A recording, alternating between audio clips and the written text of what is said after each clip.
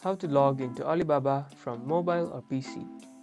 Need to log into Alibaba account on your phone or computer. This guide shows you how to sign in with your account from any device and start sourcing products. To log into your phone, open the Alibaba app. If you're on computer, go to alibaba.com. In both places, you'll find a sign in button at the top right or the bottom right corner.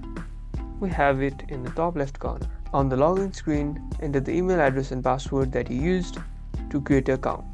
Alternatively, you can use a Google or Facebook account to log in if you signed up with them. Since I signed up with Facebook, I can log in with it. Just tap on the icon for the service that you used.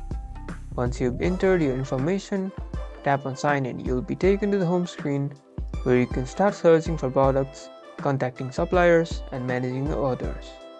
You're already logged in and ready to go. You've successfully logged in.